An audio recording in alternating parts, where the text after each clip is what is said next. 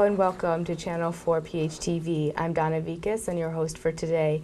This morning we have with us the newly elected president of Trinity Christian College, President Dykstra. Nice to see you. Good to see you too. And we will be honing in on the relationship between community and college, Palos Heights after all being a thriving college town. Last time we spoke we were at freshman orientation and we talked mostly about the freshmen that day, but we did get to catch up with Mayor Bob Strauss and he was very excited about the way Trinity and Palos have been working together more often these past few years. So we can start with you. Coming from a beautiful town like Holland, Michigan, what excited you about moving to Palos Heights? Well, we've been very impressed, my family and I, with Palos. Okay. Both the way the community looks, the beauty of it, the incredible residential areas, some of the thriving businesses that are here. But more importantly, I think for us, as beautiful as the town is, we've found that the people have been incredibly friendly and incredibly hospitable to us personally as a family. So we have only good things to say about our experience in Palos and expect that that will continue for many, many years. That's awesome. We're very excited to hear that, and I'm sure Palos Heights is proud to have that reputation.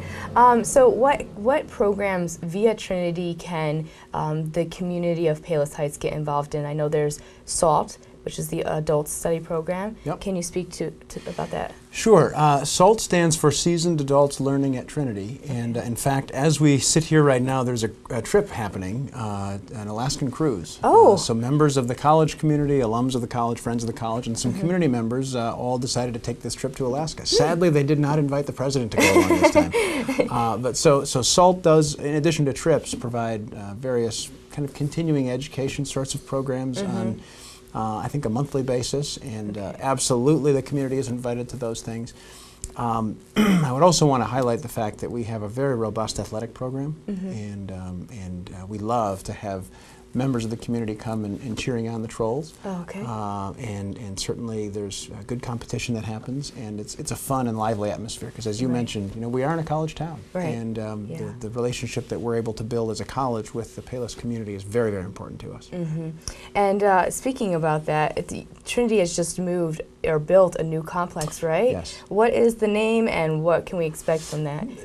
Sure. It is our athletic fields facility right along Route 83, the SCAF athletic field facility. We've got baseball facilities, soccer facilities there, softball facilities. Chicago Christian High School also has a couple of fields there. So it's basically a field complex. Okay. And it's a very, very nice complex. It's still under construction. We're dealing with the reclamation district, and so there's still some things that are happening there and things that need to be done there. But when it is all said and done, it will be an outstanding facility, and even right now, the fields that are done are really first class. And it's probably easier to walk to that complex than to drive and park at this point. There are some parking spaces there, Okay. but speaking of walking, there is a path that is going through the CalSag Trail will go through that park. Okay. And it's the only stretch of the CalSag that is being completely privately funded. So there are no state or federal dollars going toward that path. It's entirely funded by Trinity and its friends. And it's still under construction a bit. So with the wet summer that we've had, it's been a little bit delayed in terms of getting it done, getting it finished. But we're hopeful that in the next month or so, hopefully that will be taken care of. But ultimately, it will be the connecting piece for the rest of the CalSag. That's awesome. That is so great. So it's not by any means a closed circuit event. Oh, no. And the members of Palos Heights are encouraged to go out and catch one of those games. And there's soccer's in season right now. Soccer's in season, volleyball's in season. Right. Cross country's in season, golf is in season. Oh, wow. All four of those. Okay. And in case someone is wondering how or when a game is, I'm sure it's online. It is. If you go to trnty.edu, that's our website, and there's an athletics page, and you can go right there, and it's very simple to find the schedules for the various athletic events that are happening. Excellent. Awesome. And so another thing that Trinity is doing in the month of October is these Worldview Talks. Channel 4 will be covering those, Excellent. So we'll put them on air, but is that also open to the public? Absolutely. Okay. Basically, any lecture or event that happens on campus, Palos should feel very welcome to show up and be at it, whether it's our weekly chapel programs on Wednesday and Friday mornings, if we have guest lectures on campus, things like Worldview, things like SALT, we view ourselves as part of the community and view the kinds of offerings that we have as something that hopefully the community finds valuable as well. And these talks prove to be very interesting. We have some great speakers coming up. Except for the first one. The first one's fairly marginal.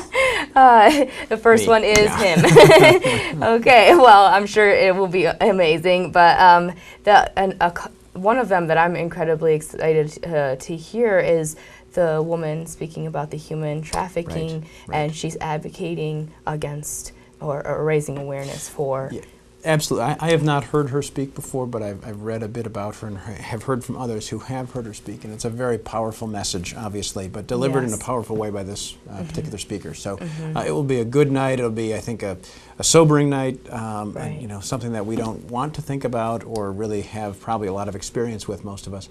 But something that's happening in the world and really one of those things that's just awful. Exactly. Something that our communities need to work together to stop. And then the other two Worldview speakers, what can we hear about from them? We have a play one night, which has slightly changed a little bit. It was going to be a one-person play.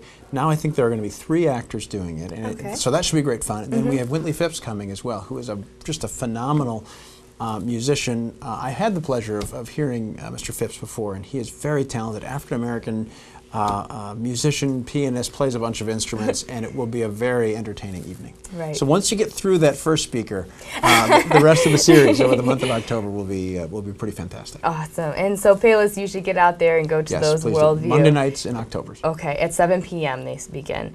And so what is your vision for this school, long-term and short-term? Yeah, I think we want to be more of who we are. We're not changing who we are. We are a college. We're a Christian college. We're a liberal arts school. We are a place that takes seriously the academic pursuit of knowledge. We believe it's part of our calling as Christians to pursue academic endeavors in all sorts of disciplines, whether it's philosophy and history English or whether it's nursing and education and business. We think that there is a tremendous opportunity to be faithful people and to also provide service into the world. So we want to be more of that, and we want to grow more deeply and more maturely into who that is. I suspect that over my tenure we will see some additional programs begin. We'll probably see, my hope is at least, some additional students, both on the traditional 18 to 22-year-old cohort as well as adult students. We have roughly 300 or so, 300 to 400 students in the adult program who come to campus one night a week, year-round, and it's a way for them to get degrees in education, in business, in psychology, other kinds of programs, for people who have gotten to a place in their career where they need that degree but can't just quit and go to school full time. Yes. So they're a wonderful addition to the community, part of Trinity. They get the same kinds of experiences as what the traditional undergraduates do. And we'll probably see some additions of some graduate programs, I think. We've got a few now, successful ones in education and in psychology and in counseling. It wouldn't surprise me that we'll see some developments happen there. One of the things that we need to hire a new provost, a head chief academic officer.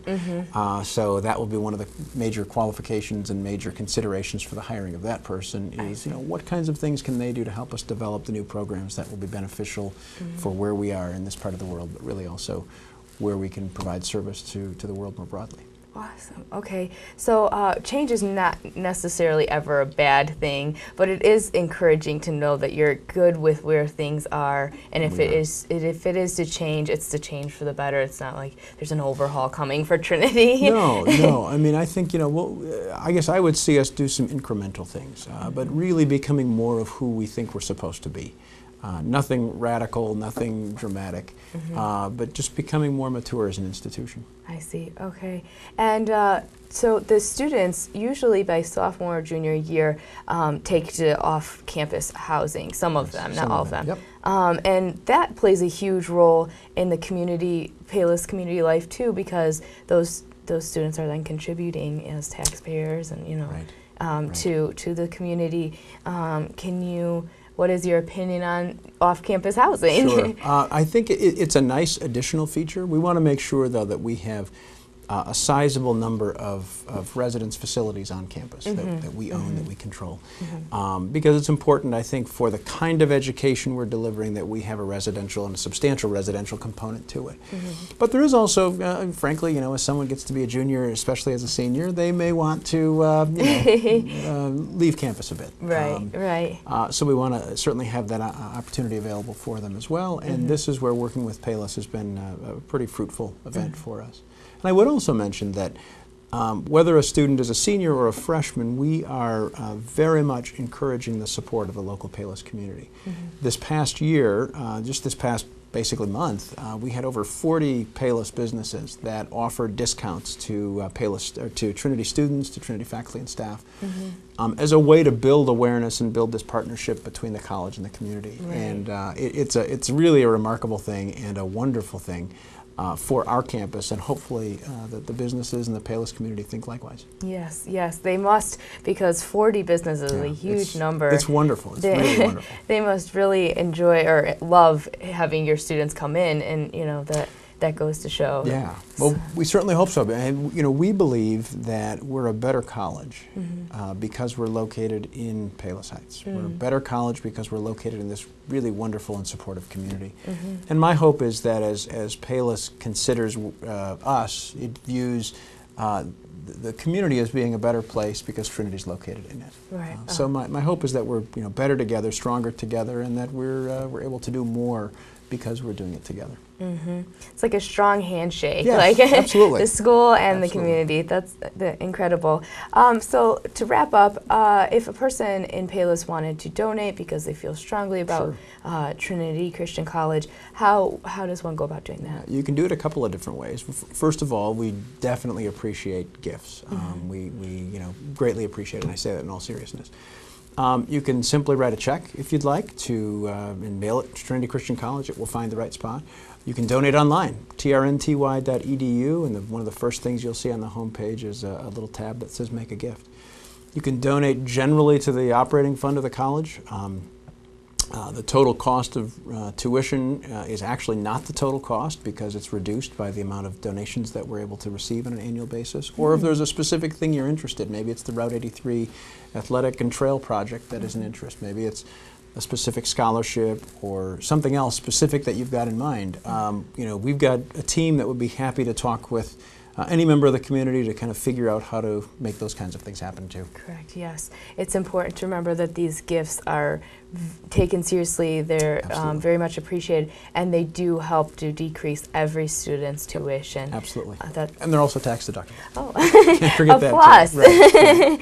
All right, well, we are so glad you were able to come in and talk to us again. Thank you very much. And we'll be hearing from you on October 7th at Worldview, and we're very excited to put those on air for our community. Take care, and thank you so much. Thank you so much. Thank you for watching Channel 4. We'll see you again soon.